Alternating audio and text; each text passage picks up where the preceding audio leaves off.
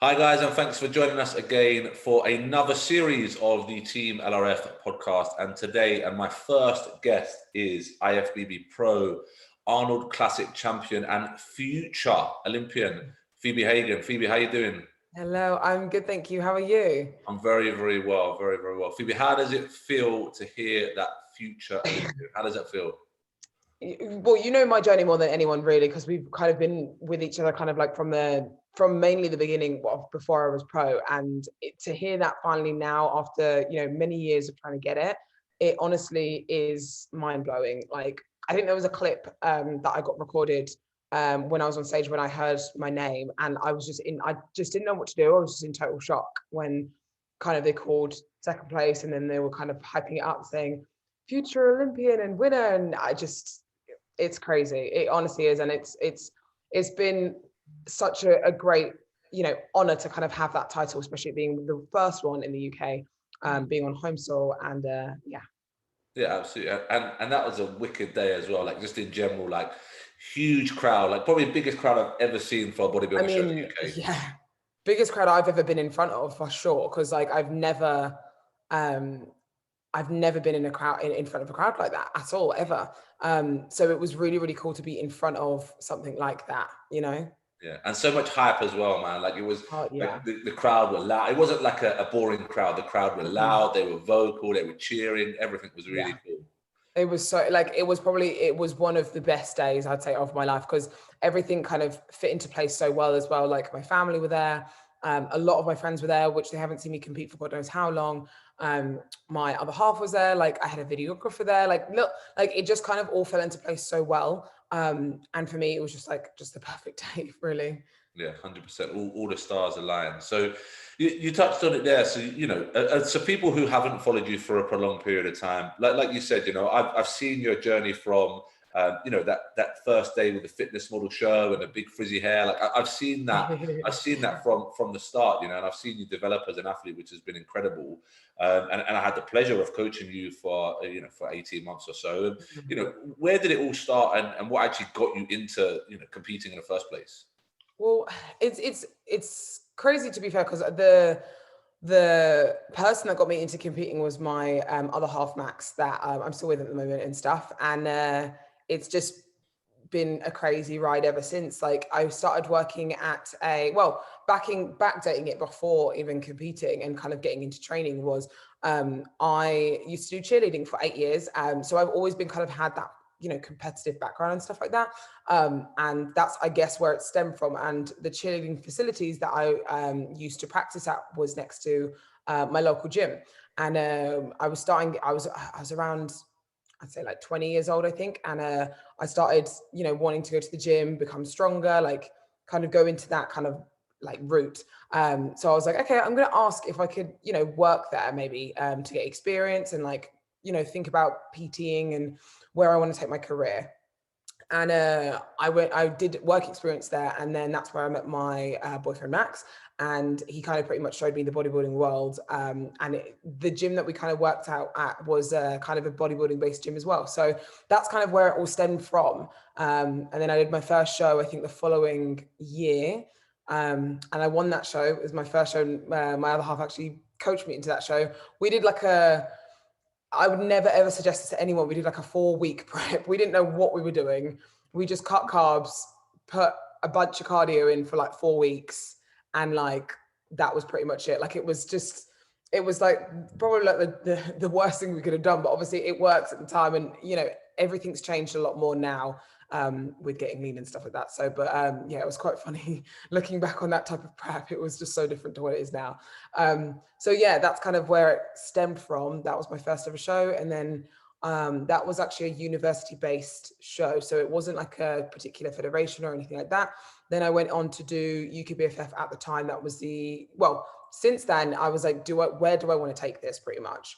And my first thing was kind of like looking up like, what can you do with creating a career and all that type of thing with bodybuilding. And obviously IFBB Pro kind of came up multiple times. The Olympia came up multiple times, and I was looking at it more and more and more, and I was like, that's what I want. Like, I want to be on the Olympia stage. I want to become an IFBB Pro, and I want that's where my career to take, Um, so we went into UKBFF, and that obviously at the time in 2016, that was the only way to get your pro card. And to anyone that doesn't know, that in the UK at that time, it was very, very difficult to get your pro card. So pro card back then was like, okay, I'm gonna dedicate my entire, next few years to becoming a pro type thing, because it was, you get one pro card, one boy, one girl. Wasn't it one boy, one girl? Yeah, one boy, one It girl. wasn't even like a particular category. It was one boy, one girl, from like, I don't know how far back that started from, but when I was starting competing until 2018, it was like that. Or 2017, yeah, it was like that. So it was tough to get your pro card in Europe and the UK and stuff. So I was like, right, I am dedicated to this and I want to, achieve this goal. And lo and behold, we literally did that in 2018 with you, which was amazing. Yeah, no, that, and for those who don't know, like people were saying, like the UKBFF was and used to be the only route to a pro card, and Yeah. and it was a different federation. Like I don't knock anything, because so many good athletes came from that federation, like yourself, James, like all the leading UK guys and girls came from that federation. But like you say, it was incredibly difficult. It was so hard to earn a card, and I can't remember anybody really earning a card and going on and doing anything from it, because it was such a difficult thing to do, like you say. But the stars aligned again as well, like when when we started working together and things opened up a little bit as well. Yeah. And like you say, you took to the bodybuilding world very well, and you took to bodybuilding world very well. And after that first show, you hear people say, I loved it, and I was captivated by it, and I wanted to get going. Is that how you felt? Yeah, I mean, I remember literally being backstage and not almost chickening out, but I was kind of like, why am I doing this? Like you kind of had that doubt, and like, what is going on right now? Like, what do I need to, like, why am I doing this? Because it's a very strange sport to kind of be invested into. And those 4 weeks of the prep that we first did they were tough, and like I was putting my absolute all into them, like I do all my preps now and stuff. But it was a different mentality when I was then backstage. I was like, why have I just put myself through all of this? And like, I'm so like, I don't want to go up there. I don't know if I'm going to like it. Like the posing side of things, the pageant side of things for bikini, for me, I was like, that's not me. So why am I doing this? And then I was kind of getting in my head. And then when I got up there, I was like, oh my God, this is amazing. Like, I love this. Like, cause I come from kind of a dancer-ish background, and obviously doing cheer and stuff like that, we perform. So I understand that kind of like aspect of performance, and I love, performing, but this was different. It was like myself, and everything was focused on me. It wasn't a team thing. So I was like, why am I doing this? So, and then when I went up there, I was like, it's such a rewarding feeling, like showing off what you've just literally grinded absolutely so hard for. And it was like a feeling like no other. So it was amazing. Absolutely. But you went on and won that first show, but it's not all sunshines and rainbows. And again, because I've known your journey, and I remember you turning up to shows like the Sugar Classic and not being rewarded for a fantastic look, like those days. What do those days feel like? And this is even as an amateur, like as a pro, again, it's still really gutting when you don't get the result that you want. But as an amateur, you invest all this time and all this money and all this sacrifice, and you're not a professional, and you do turn up some days and you do get shit results. Was there ever a time during that amateur career where you thought, not for me, or there's not actually. Generally, I don't think there's been a time where I've actually said, you know what, like I don't want to do this anymore. Like my first year of competing was tough. Like, obviously, don't get me wrong, I won my first show. When I went to then go into, a little bit more of a competitive federation, which was UKBFF, my first 4 shows, I didn't place top 3 at all. So I got 6th place, I think. And then I went on to do another show, got 4th place, then went on to do another show, got 6th again, then another one, and then got like 5th or something. And then finally got 3rd. And obviously at the time you had to get top 3 to get the British invite. So finally got that. That was my goal, British invite, to try and, fight for that pro card. And then got to the British and didn't even make top 15. So, and that was like crushing. I was like, I put so much hard work into this and I'm not getting the result I want. And am I actually good enough? Because show after show after show after show, I wasn't becoming better as such.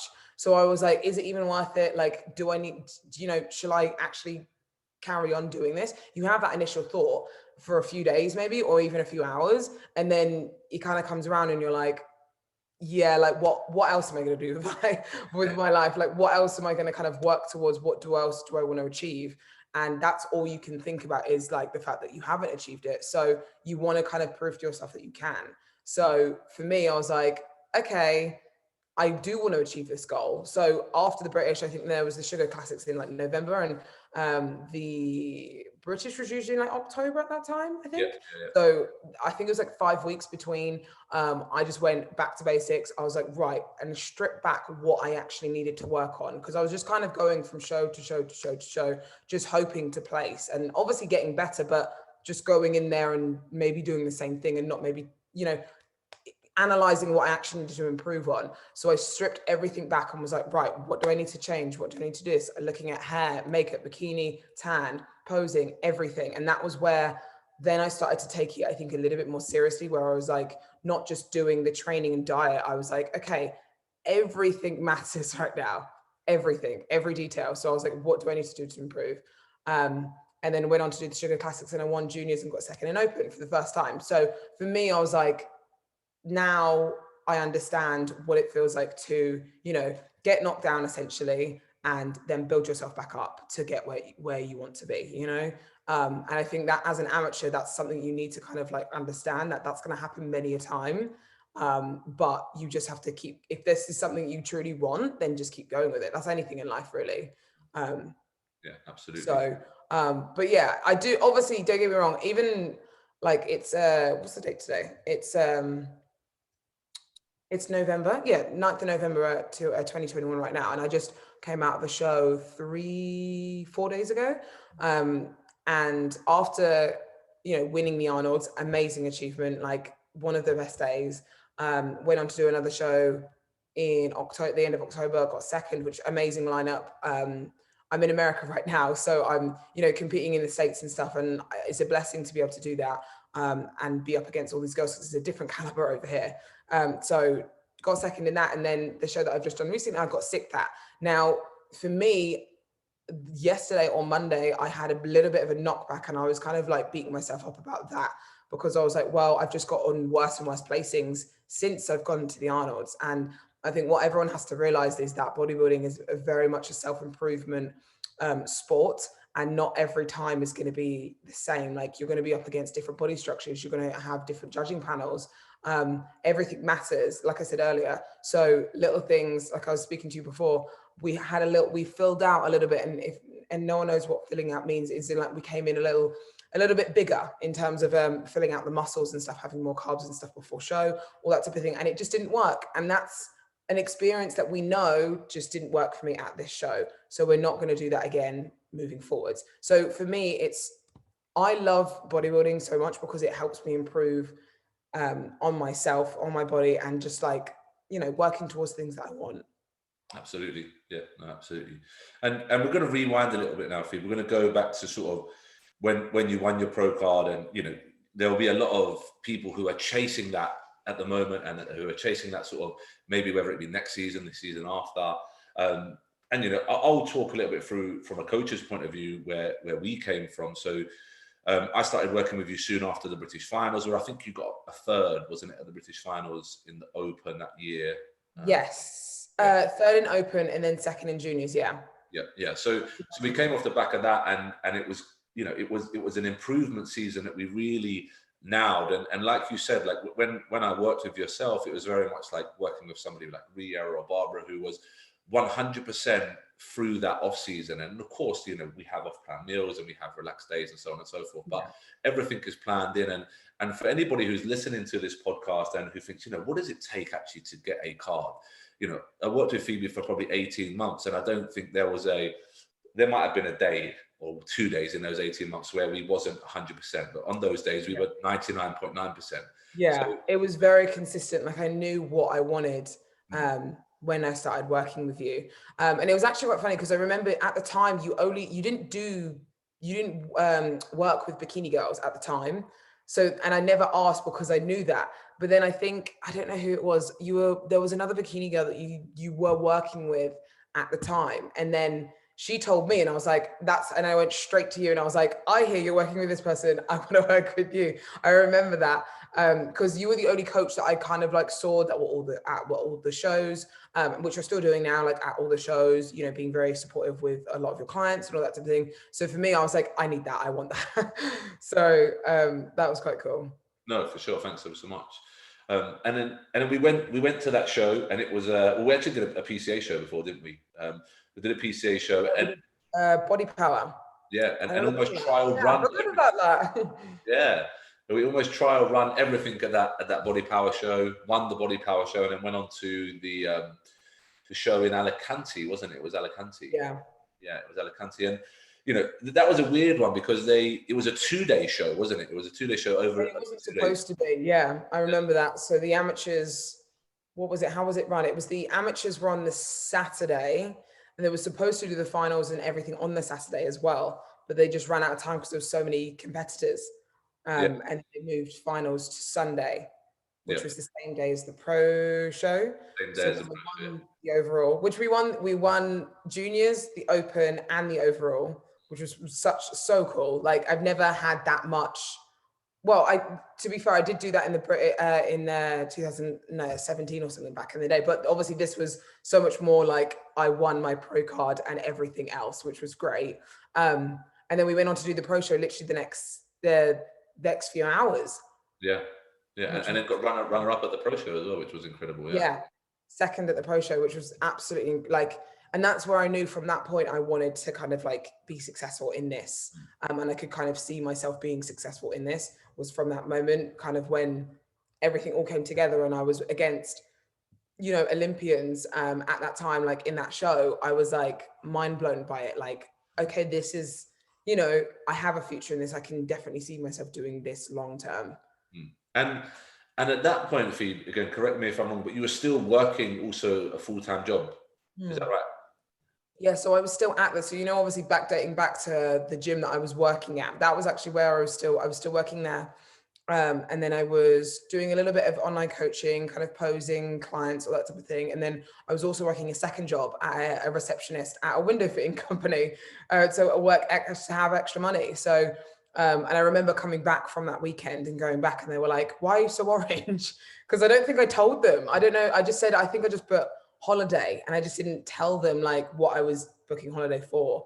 And I was like, oh, I'm a bodybuilder and I just won my pro card. And they were like, cool, sweet. And they didn't know what it meant, but they were kind of like asking questions and stuff like that. But I think that's one thing I do always get a lot of the time is like, how do I do my lifestyle that I do at the moment in terms of like, you know, I travel the world here, there and everywhere a lot. And I work online at the moment, like now as my full-time job, but they were like, how did you do that back in the day? Like when you were, you know, starting off. And yeah, it is tough. Like you have to kind of like, again, that comes in with the bodybuilding saying of you have to put sacrifices in place where you have to kind of like not work as much or take off more holidays, spend more money because you don't have the sponsors maybe behind you for them to pay for you. You have to pay for it yourself. And that's where it does become difficult when you're starting off because you do spend a lot of money, especially amateurs on the registration, tan, hair, makeup, everything. It's a lot. So you have to kind of ask yourself when you're going through it, like, are you financially stable? Do you want to invest so much money into it? Like, is this something you can see yourself doing long term? Like little questions like that, I always asked myself because my dad would also ask because his parents would be like, what are you doing? Like, what are you spending your money on? Like, that type of stuff, like they're concerned and they want to know you're doing the right choice, you know?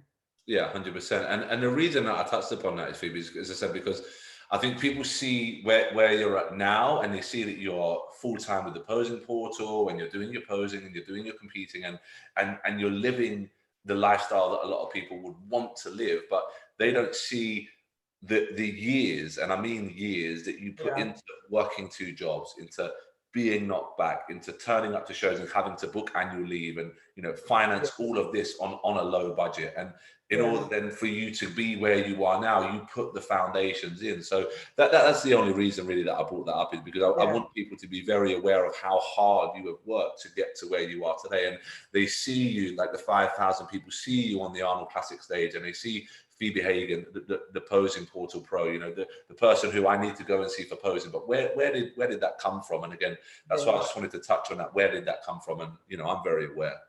Yeah, and it's actually back to that. To be fair, I actually lost one because I had another job at some point when I was at university. Well, in 2017, and I actually lost that job, and I quit uni because I wanted to, you know, move forward with bodybuilding. And again, that's the sacrifice that I took at the time and the risk I took at the time. Don't get me wrong, I'm not saying to people go and quit university and quit your job and all that type of thing, because like it's not like you need to put everything into place first. But for me, that was a big jump. And that's the sacrifice I took and the risk I took to get to where I am now and, you know, exceed from here. So it's just a case of like really asking yourself like what you need to do and not looking at, again, say example, my journey and where I'm at now and being like, I want to be there. I need that now, because it's going to take so long to get there, but you have to be willing to put that work in. 100%, 100%. And let's have a look, as I said, where you are now. You know, you are the Arnold Classic first, the UK Arnold Classic champion. You are a future Olympian. You are, you are a multiple, you know, business owner as well, with your brands and with your posing portal. You know, I think the posing portal is an incredibly good idea. I think it's absolutely fantastic. And again, I remember years ago having a chat with you and saying to you, you know, you are a very good poser, Phoebe. I remember saying to you that, you know, what are you charging? And you're saying that, you know, I'm charging £25 for the hour. And again, this was many moons ago. And I was saying, man, you've got to charge more than that, you know, because you're a fantastic poser. And I think one of the main drivers, of obviously apart from your physique, is when you won your card, is that your presentations were so stand out. You know, you were a pro on an amateur stage in terms of your presentation. Obviously, things have developed from there, and you've got the posing portal. You know, and for those who don't know, tell us a bit more about the posing portal and what it is and what it does. So the posing portal is something that I created this year, actually, because of obviously the kind of, you know, backdating to what kind of happened in 2020, beginning of 2021 with the whole COVID situation and the pandemic and stuff like that, that I wanted to, before that I was, you know, doing posing sessions. I would do 20 to 30 hours a weekend, going to Manchester, London, I think I went to Liverpool at one point, like just traveling from different places and stuff like that. And don't get me wrong, that's an amazing, I loved working with people in person and all that type of thing. But when COVID hit, that kind of, I think it kind of hit everyone very hard. But I wanted to figure out a way that I could make this online, because a lot of people for some reason didn't trust online coaching and online, well, not online coaching, online posing coaching. They wanted to be in person and to make those, you know, live changes with a coach in person, which I totally understand. But at the same time, I would always try and push people to also do online, because you can also learn a lot online. And also for me to get people to do video assessments. So video assessments for me, it was something that I started doing. I don't know if anyone else started doing them beforehand, but I started doing them the end of 2019 to try and get people to make the changes themselves. So I would give them video feedback. They send me their videos. I would give them a video response back saying, okay, you need to change this. And they would make the changes themselves, practice. Then we would have a posing session to see if they made the changes, because ultimately I'm not going to be there moving you, changing you on stage. So you have to kind of connect with that yourself. Now, I was like, I think a lot of people were like, yeah, the video assessments are cool, but like, I would just want a posing session. And people weren't getting it. And I was like, okay, I need something to like force people into doing video assessments and posing sessions, both of them, because that's going to be the best way to learn and correct your posing. And that's kind of where it all stemmed from. When the pandemic hit, obviously I couldn't go and see my girls in person and all that type of thing. And I was doing online, and they were like, oh, actually online's not that bad. And I was like, I know. So, and then within that time, I kind of used that time really effectively to create something that no one else has, which I can happily say right now, no one has what the posing portal offers, which is really, really cool. And it is a combination of video assessments, online posing, tutorial videos of how to learn and learn your posing for NPC, PCA, kind of anything that you kind of, well, not anything, but obviously a majority amount of federations for bodybuilding, which is epic. And at the moment, there's so many exciting things going on with it. And I just want to keep growing it, if I'm honest.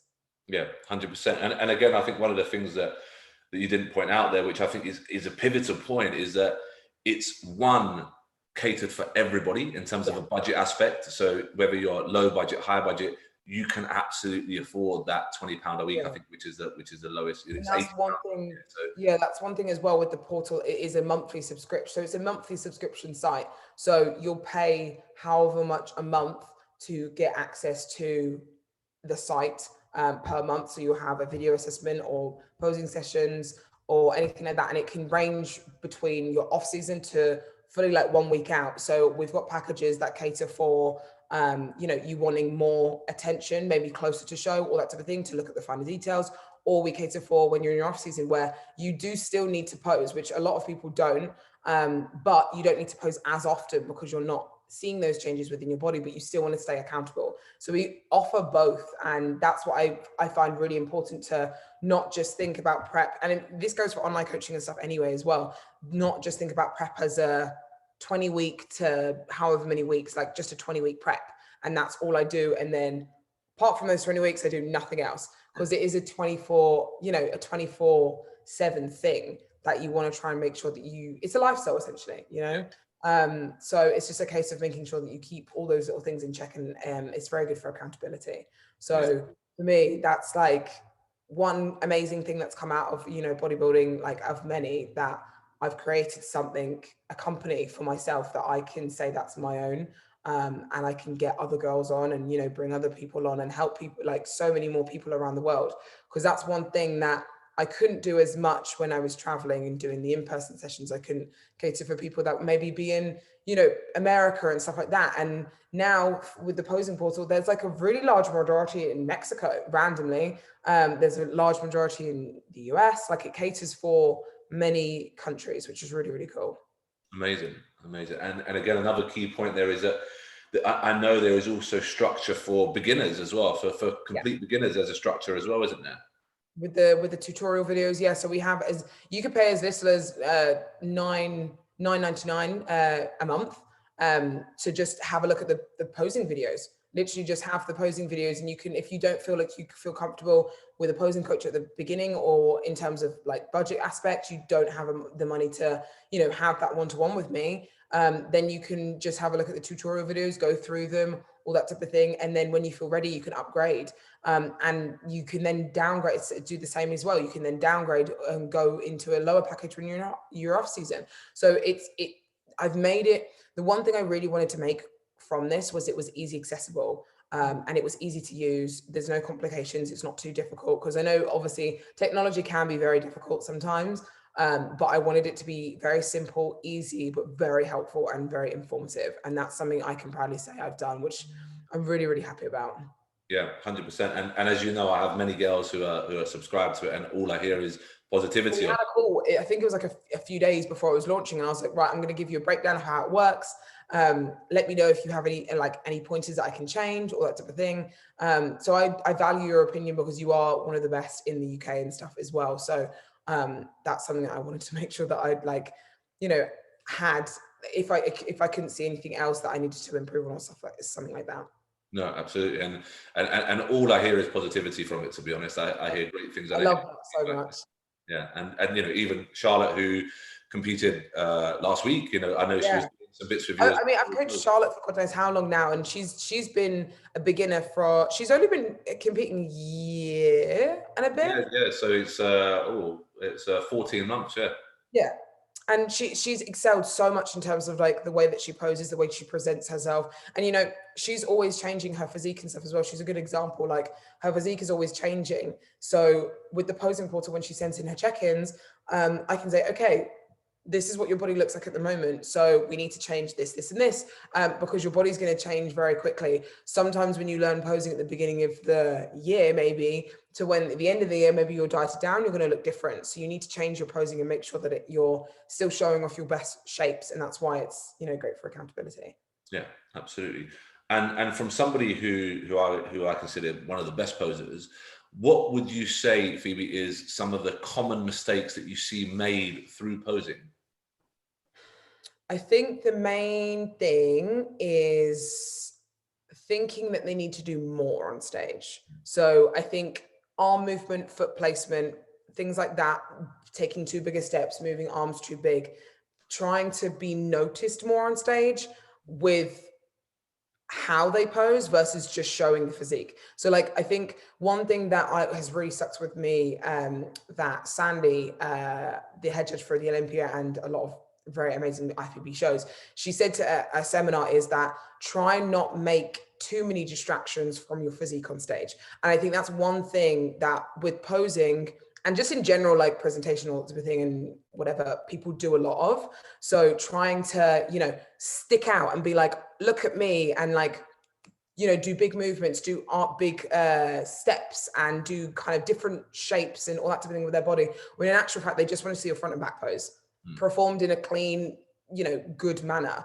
And that's something that I'm really, really big on. I don't want you to be over the top. I don't want you to kind of push it too much because you don't need to. And I think that's something that a lot of people don't understand. And once they do more shows, they're like, okay, I don't need to actually do that much. It is very much less is more. 100%. And obviously, Charlotte always shares your feedback with me as well. And you know, one of the things that I notice so much is a lot of the girls who will, for example, people who are listening to this on the podcast won't be able to see a visual here, but what I'm doing is throwing my hands up above a chest line. And I know obviously you're very keen on just keeping hands low, keeping hands soft. And one of the things that you'll notice as well, that I notice as a coach, is the thing is when you're in condition and when you look good, you don't have to tense and pose hard. This is the thing. It's bodybuilding. So you don't need to kind of be so much more standout than anyone else. It's the same with anyone listening that is bikini or anything like, or even wellness, or in anyone in general, like a lot of females, is that a lot of people will try and do standout bikinis and try and do, you know, standout hair, standout makeup. And it's not about that. It's wanting to obviously look presentable, but it is bodybuilding. They're looking at your body, and you want to try and make sure that you don't.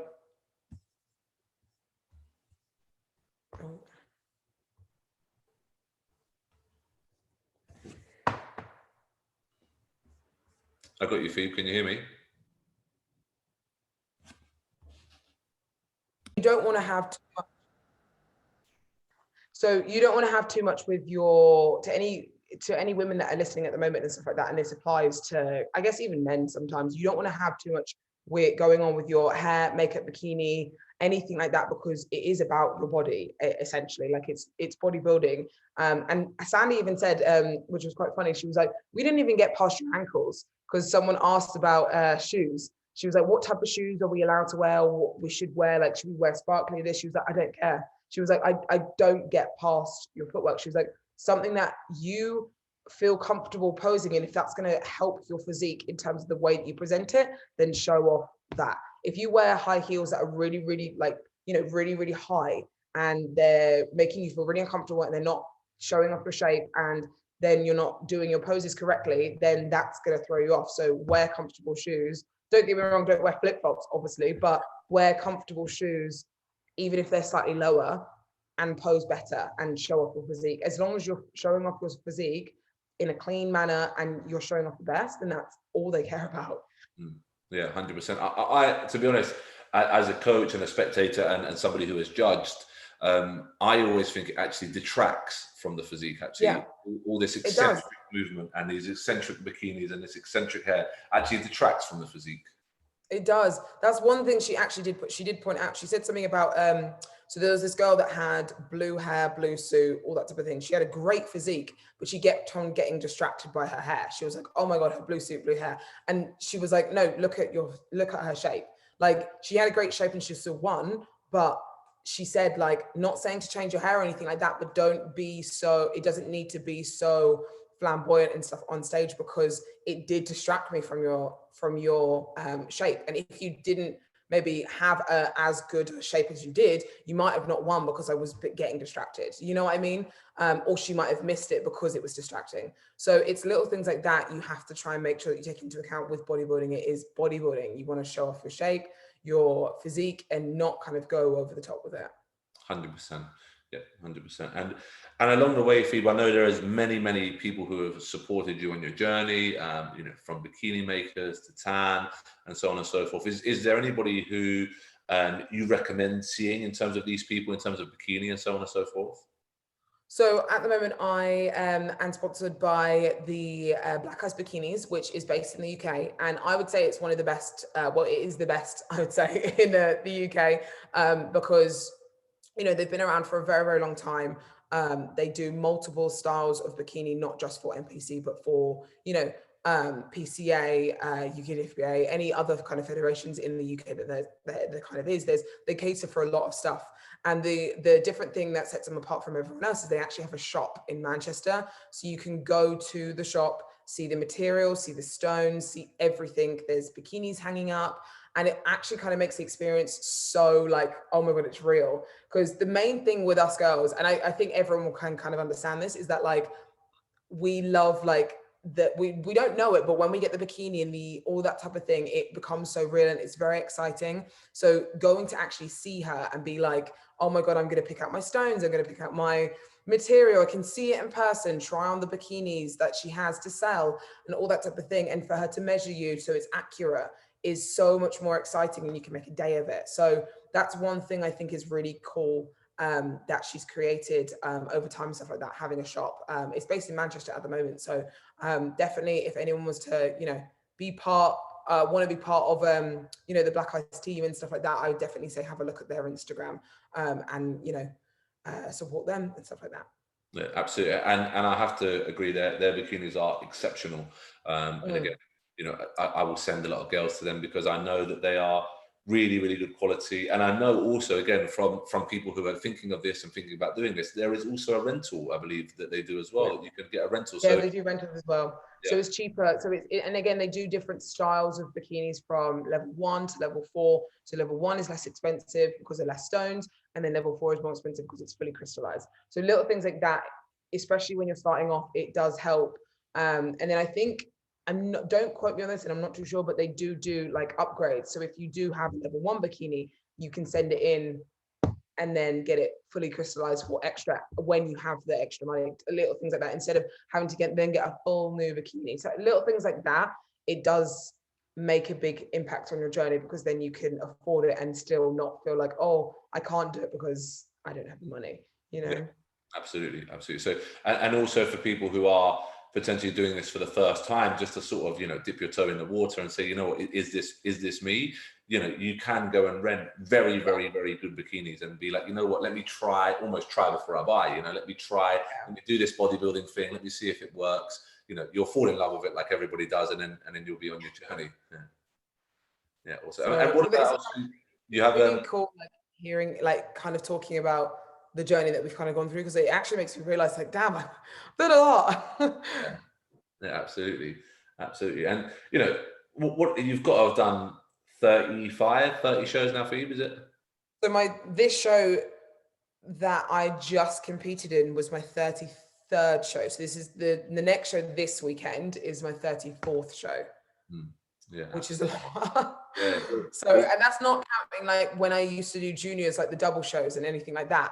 That's not counting any of the double shows or anything like that. Because remember, back in the day when we could do 2 categories, and it was, oh, you can still do 2 categories now, but juniors and open, I used to compete in juniors and open, and sometimes it'd be on different days, but most of the time they were on the same day. But I'm not even counting those being on stage multiple times. I've been on stage so many times I can't even count. Yeah, no, for sure. And again, that just accentuates how long this takes for you to go and achieve your dream. You know, if that was show 33, then the Arnolds would have been show 31, and that's 31 shows for you to go and achieve, you know, the ultimate, not the ultimate, because I know you have bigger aspirations than the Olympia and going on even further, but you know, for you to step on that main stage is 31 attempts for you to slowly work your way up the roster. Yeah, it's crazy. It's crazy. Like it has been a crazy journey, and like I generally, someone asked me the other day, like, would you change it? Like, would you prefer to have been, qualified earlier or anything like that? And I actually said no, because it's made me grow and realize that I do really want this, and I'm going to keep improving to prove to myself that I can achieve it, and I want to bring better. And thinking about it, like back in the day, like if I was to qualify, I generally don't think I was ready, because the girls that I go up against, the caliber of them are absolutely incredible. And I know, obviously, there's many Olympians that have stepped on stage and not been, they're 100%, and then they've improved each time, but I feel like now I have an Olympian worthy shape. And I'm proud to say that, versus before, I think, I don't know, I was like just kept going and trying to get that invite, whereas I don't actually thought I was ready. I don't think I was ready for it No. at the time. And I do believe that everything happens for a reason. And I feel like just waiting or having that little bit of a pushback each year to try and get the Olympia invite was kind of worth it in my eyes, because it's made me, a better physique now, a stronger person, and I'm ready for it. 100%, no, 100%. And I'm going to wrap up for you, because I know obviously I'm conscious of your time now, and I know you've got some traveling to do and some packing to do and so on and so forth. But for you, I just want to say thanks ever so much. You are a huge, as you know, I coach many girls, and you are a huge inspiration to all of them. All of these girls who are aspiring and aspiring and looking at you, and you are honestly a huge inspiration to all of them. And you are a great ambassador for the sport. And as always, I wish you the best of luck with your journey. And if people are not following you, they should be. Where can they follow you, Phoebe? So the best place to go is obviously Instagram. It's just Phoebe Hagan _ on Instagram. And then I also have a YouTube, and that is just Phoebe Hagan. And then if you would want to learn and correct your posing and join onto the posing portal, then you can just type into Google the posing portal, and all information will come up from there. Awesome. And as I said, as a coach here in the UK and wherever, this is something that I would direct near enough every single one, or if not every single one of my athletes to. So if you're not already subscribed, Phoebe, you're going to get a few more as well, I'm sure. Get yourself signed up. It's fantastic, both off-season, prep. You can never start posing too early. And again, Phoebe, thank you ever so much for your time. I really appreciate it. And I'm sure people have definitely got something out of this. Perfect. Thank you. Thank you so much for having me. Stop. That was